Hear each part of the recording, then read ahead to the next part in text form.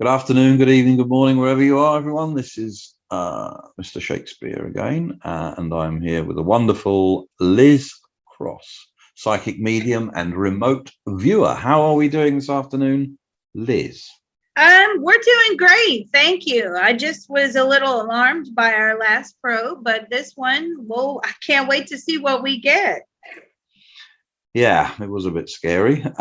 So this is Larry Fink. He is the CEO of BlackRock. He is the one that started off, he's a computer programmer, computer guy. He's the one that started off Aladdin, asset liability and debt and derivative investment network is what Aladdin stands for. And like you say, the last video was quite scary because we pushed it out a few years. But let's get another perspective on that. So we'll have a chat with Larry, shall we? How's Larry doing today? Have you got a connection with him, please? I do have a good connection with him. And how's he doing today? He's all business as usual. This man has so much money. He would never have to work again in several lifetimes, but he still continues to work. Yeah, because like a lot of these people, work is their life, life is their work, and he's a driven guy. So, we have to. So he's the CEO of BlackRock. You can ask him how BlackRock is doing currently. How's BlackRock doing currently? We're struggling. Really? That's his personal thought, feeling, and opinion. But he feels as if he's struggling. They're struggling. Right. They're not meeting their goals like they should. Okay.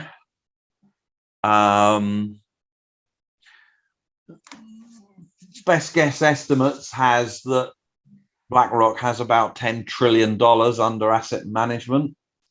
More than that. Yeah. Okay. Yeah. Okay. Sorry. Okay. Well, that was my guesstimate, my best guesstimate. He's coming up on 70 years old now, I believe. How does he see BlackRock doing in the next year? How do you see BlackRock doing in the next year? Well, he's saying overall it's difficult because the market is difficult, right? The difficulties in the market, even though they have so much money, they're in the business of making money, right? For their investors. So for them, the investors are not making as much money as they would like, because when the investors make money, they get a percentage of that cut. So it's a win-win all the way around. Yeah. Okay. Let's push him forward 1 year, please. Okay, so let's move him forward. He just waved at me. He's like, woo, okay. August 18th, 2023. He wants to go 25. I know why now. I know a lot of people are like, well, why do they want to go 25? But I'm seeing a consistent pattern here, which is they want to go to 25 because they want to report the good news. And the good news is that 24, 25, we are in a recovery period. Okay. So let's go August 18th, 2023, 8 p.m. Eastern Daylight Time. What would you like to know? How's BlackRock done the last year? How's BlackRock done the last year? It's not really profitable. So again, they're concerned about making profits for their clients, even though BlackRock as an entity with its own personal holdings, not including what the clients or the investors put in, I'm talking about what they own, is growing. But their concern is, if we don't have investors, we don't have a business. So again, we're looking at investors not making a lot of money. Let me ask him this. Do you believe that in the past year, it has been a good buying opportunity for investors for what's coming in the potential future? And he says, absolutely. So he sees this as a buying opportunity as well. You know, I know in the crypto world, we all talk about, or I don't, but we all talk about, or certainly a lot of psychics are like buying opportunities, buying opportunities. I don't actually roll like that, but that's because what I do is very different, not knocking them at all. So that's what gave me the concept of, well, I should ask him about, does he think that this is a buying opportunity? And he does think this is a buying opportunity, and they are buying a lot of stock. Okay. How's this software baby Aladdin doing? It's fantastic. Couldn't be better. Was he proud of it? Yes, immensely so. Now, what is interesting is, I'm sorry, I know you want to go on to Aladdin, but I'm asking him, if you were to invest your own personal money, he's like, I do, Liz. I do invest my own personal money. If you were to invest, excuse me, your own personal money right now, what would you invest in? What would be the one or two investments that you would put your money in? Would it be tech? No. Would it be electric vehicles? That's a strong consideration. Would it be minerals? Yes. He always keeps holdings in minerals. Okay. What about like cobalt? Absolutely, cobalt. What about gold and silver? Now, this is very unusual because most of the time when you're probing these old sweats like him, right? It's gold and silver. Jerome Powell, gold and silver. A lot of these hedge fund managers, gold and silver. He's not into that, surprisingly. Are you into cryptos? Yes, he does have some cryptos as well. Bitcoin. Okay.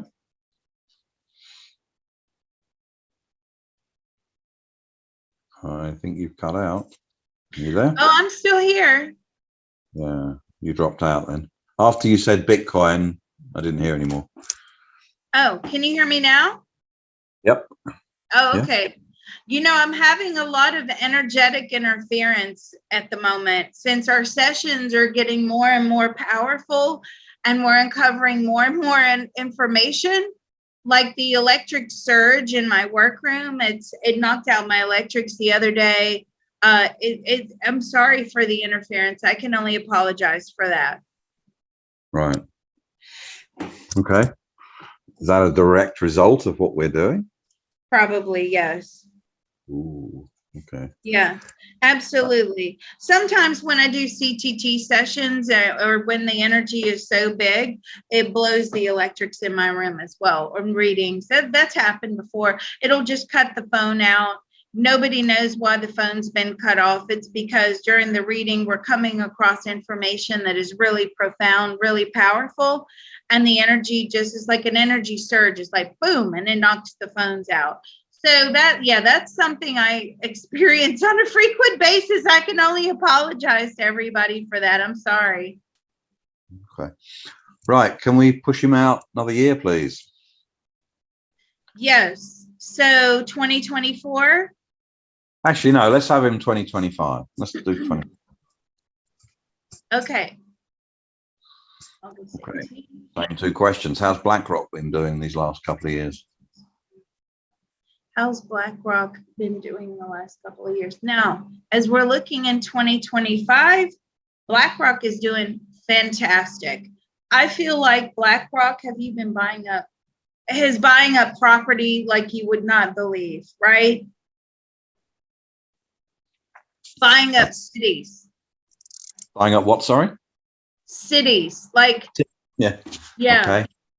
And I'm asking them, are you buying commercial property? And they say, no, we're buying only residential property, or for the most part, residential, because that's where the need is going to be.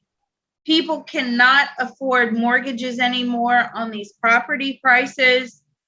They're going to be renters only.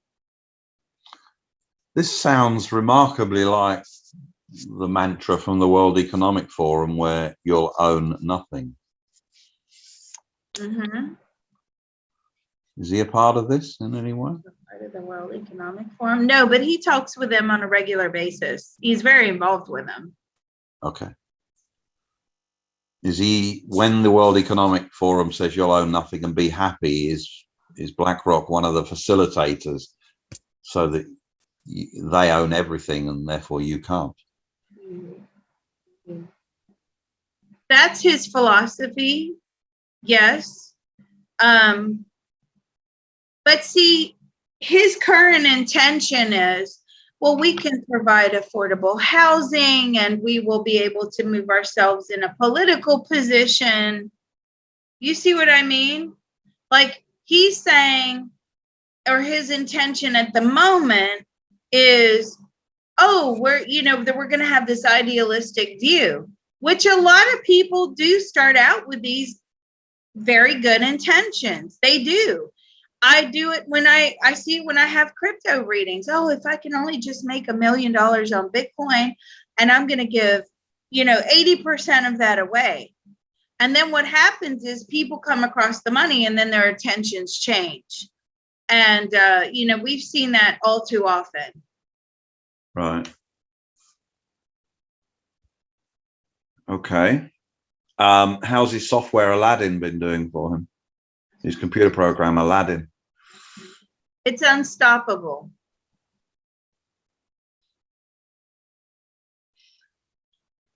And it's almost like the sheer volume of the trading is irrelevant any longer. They can absorb all the volume. Wow. Now that's huge. You think about the billions of trades that are made around the world every day, and the fact that trading or the volume or the amount of tradings or trades that they need to execute is no longer a problem. Has Aladdin been involved in the crypto market recently? Excuse me, has Aladdin been involved in the crypto market? No. Okay. Did Aladdin ever get involved in the crypto market in the last 3 years? Did Aladdin ever get involved in the crypto market in the last 3 years? No. Okay, not big enough for them. So nothing. No, but you have to remember though, what's coming through is these massive crypto whales. And I feel like he's a bit of a crypto whale, right? Even if only on an experimental level. They all have these trading bots and they design it so they don't ever lose. Okay, moving forward to 2027. Okay. Okay, so August 18th, 2027, 8 p.m. Eastern Daylight Time. What would you like to know? How's BlackRock been doing these last couple of years? How's BlackRock? Are you still CEO of BlackRock? I know, I feel like he may have stepped down at this point. Okay. But he's on the board. How's BlackRock been doing over this? See, his answers are like, well, okay, he's not so involved as he once was. Right. But how's his computer program Aladdin been doing? He actually doesn't know. He just gets the general board reports and that's it.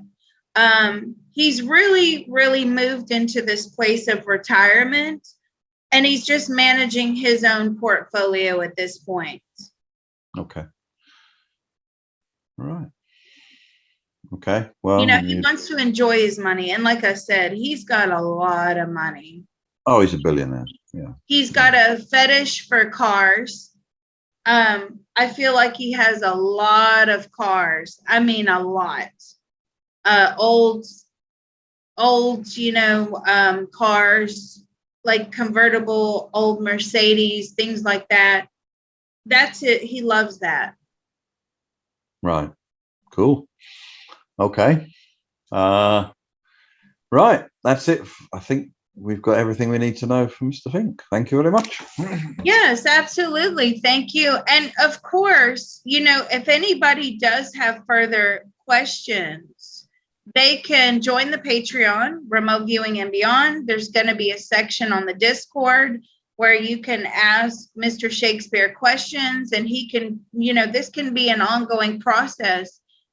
If the Aladdin computer, my idea here is, if the Aladdin computer is unstoppable, then, and it can execute any trade for any type of stock or holdings or whatever, then maybe, and it doesn't lose, then maybe that's what we need to probe in the future to see how accurate and reliable it actually is.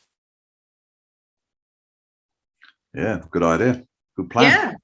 Yeah, absolutely. So again, if you want to have a reading with me, psychiclizcross.com, and the Patreon links are there. So thank you very much. And thank you, Mr. Shakespeare. This has been an excellent interview once again. So thank you.